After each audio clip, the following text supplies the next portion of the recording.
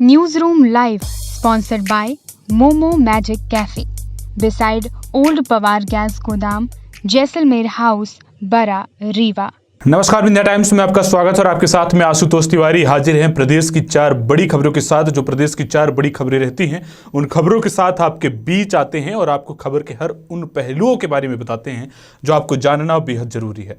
Corona का संक्रमण एक बार फिर से बढ़ने लगा है। पिछले दिनों ज्यादा कोरोना संक्रमित मरीजों की पुष्टि की जा रही थी, हालांकि उसकी तुलना में अब कहीं ना कहीं कोरोना संक्रमित मरीजों की संख्या में कमी आई है। लेकिन हैरानी इस बात की है कि कोरोना संक्रमित मरीज मिल रहे हैं और ये आगे के लिए एक खतरा बन सकता है। जिस तरह से संभावित तीसरी लहर का अनुमान जताया गया है और चेतावनी जाहिर की गई है, उससे कहीं ना कहीं हर किसी को सावधान रहना चाहिए और तमाम उन नियमों का पालन करना चाहिए जिससे वो कोरोना से बच सके और कोरोना की तीसरी संभावित लहर को भी वो आने से रोक सके। बता दें कि मध्य प्रदेश में 24 घंटे में 8 नए कोरोना संक्रमित मरीजों की पुष्टि एक बार फिर से की गई है। भोपाल में 3 और जबलपुर में 2 नए संक्रमित मरीज मिले हैं और इंदौर निमाड़ी में एक मरीज मिले हैं। 7 दिन में 47 पॉजिटिव कोरोना संक्रमित मरीज चिन्हित किए गए हैं। इसलिए ध्यान देने वाली बात है कि अभी से सतर्कता अगर रहेगी तो इस 47 की जो संख्या है जो पिछले 7 दिनों में मिली है, कहीं ऐसा ना हो कि संख्या धीरे धीरे बढ़ने लगे। इसलिए हमें अगर इस तीसरी संभावित लहर को समय रहते रोकना है, इस पर काबू पाना है, तो थोड़ा सा अलर्ट रहना पड़ेगा। 15 सितंबर को 7 कोरोना संक्रमित मरीज मिले। इसके बाद 16 सितंबर को 6 संक्रमित मरीजों की पुष्टि की गई। 17 सितंबर को 6 संक्रमित मरीज मिले, 18 को 6 मिले और 19 को 6 मिले, 20 सितंबर को 8 मिले और आज भी 8 कोरोना संक्रमित मरीजों की पुष्टि की जा रही है। तो कोरोना की जो स्थिति है वो हमने आपको बताया। अब रुक करते हैं दूसरी जो बड़ी खबर की ओर, जो भ्रष्टाचार से जुड़ी हुई है। भ्रष्टाचार के लिए तो अनेक कानून बनाए गए हैं। भ्रष्टाचार निवारण अधिनियम की अगर बात कर लीजिए और इसके अलावा आप जो आरटीआई की बात करिए कि राइट टू इंफॉर्मेशन के तहत हम तमाम उन सूचना को एकत्रित कर सकते हैं, जुटा सकते हैं। इससे एक पारदर्शिता आएगी। लेकिन इसके बावजूद जो अफसरनुमा अधिकारी हैं, जो किसी बड़े ओहदे पर बैठे हैं, वो घूस लेने से जरा भी नहीं हिचकिचाते हैं। कुछ ऐसे जो लोग रहते हैं, लेकिन लगातार कार्यवाही भी होती है और कार्यवाही के बाद अधिकारियों को, कर्मचारियों को पकड़ा भी जाता है। एक जो मामला है ये दमोह से है, जहां 1 लाख की घूस लेते हुए अफसर पकड़े गए हैं। तेंदुखेड़ा नगर पंचायत के सीएमओ और अकाउंटेंट को लोकायुक्त ने गिरफ्तार किया है। ठेकेदार से वो रिश्वत ले रहे थे और जो सीएमओ हैं, सोचिए इतने बड़े पद पे वो बैठे हैं और वो कितनी आसानी से वो रिश्वत ले रहे थे। जो खबर हम आपको बता रहे हैं, दमोह के तेंदुखेड़ा नगर पंचायत में लोकायुक्त ने मंगलवार को बड़ी कार्रवाई की है और 1 लाख की रिश्वत लेने हुए सीएमओ मऊ प्रकाश पाठक और अकाउंटेंट को सागर लोकायुक्त ने गिरफ्तार कर लिया है। दोनों नगर पंचायत में अपने दफ्तर में ही रिश्वत ले रहे थे। अब बात करते हैं तीसरी और बड़ी खबर की ओर, जहां जो खबर अधिकारियों और कर्मचारियों से जुड़ी हुई है। आपको बता दें कि लगातार जो चर्चाएं, जो अटकलों का बाजार गर्म था कि मध्य प्रदेश में अधिकारी कर्मचारियों के लिए जो एक बड़ी खबर थी कि दरअसल प्रदेश में काम नहीं करने वाले अधिकारियों और कर्मचारियों पर जल्द गाज गिर सकती है। इसकी संभावना पहले ही जताई जा रही थी।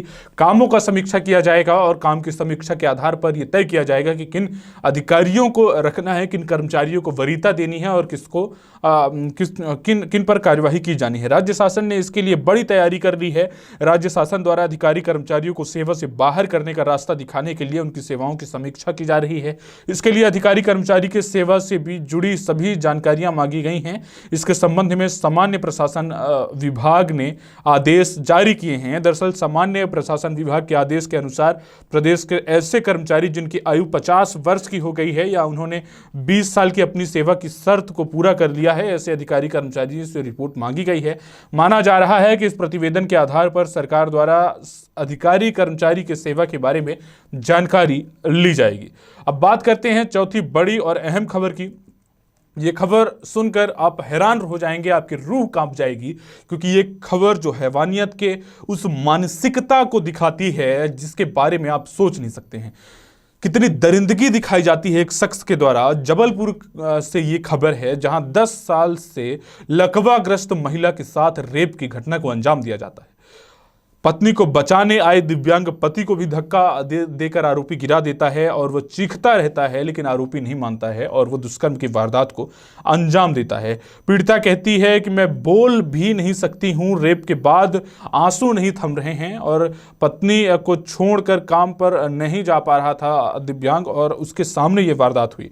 जबलपुर में 10 साल से लगवाग्रस्त महिला से रेप का मामला सामने आया है। यह दरिंदगी बरगी क्षेत्र में हुई है। मोहल्ले में रहने वाले 45 साल के आरोपी कालीराम बर्मन को पुलिस ने गिरफ्तार कर लिया है। 35 साल की महिला लगवाग्रस्त होने की वजह से वह बिस्तर पर ही रहती है। वह बोल नहीं पाती, सोचने समझने की क्षमता नहीं बची है। महिला का पति भी एक पैर से दिव्यांग है, बावजूद वह मजदूरी करके किसी भी तरह अपना घर चलाता है। दिव्यांग पति सुबह मजदूरी करके निकल जाता है, शाम को घर लौटता है और खुद ही खाना बनाकर उसे भी खिलाता है और खुद खाता है। जब ये काली राम उसकी पत्नी से रेप कर रहा था, उस दौरान पति ने उसे रोकने की कोशिश की, लेकिन आरोपी तब भी नहीं माना। ये जो एक मानसिकता है, इसको समझने की ज़रूरत है और ये समझने का प्रयास करिए कि किस तरह से हैवानियत किसी एक शख्स के भीतर किस तरह से सवार हो सकती है और इन खबरों को सुनकर समाज में कैसा वातावरण बन सकता है। महिलाओं खुद को कितनी महफूज महसूस कर सकती हैं, जो बेटियां हैं वो खुद को कितनी महफूज महसूस कर सकती हैं। तो ये थी प्रदेश की 4 बड़ी खबरें। ऐसी तमाम खबरों के साथ हम रोजाना आपके बीच हाजिर होते रहेंगे। आप बने रहिए विंध्या टाइम्स के साथ। बहुत बहुत धन्यवाद। News room live sponsored by momo magic cafe beside old Pawar gas गोदाम, जैसलमेर हाउस, बरा, रीवा।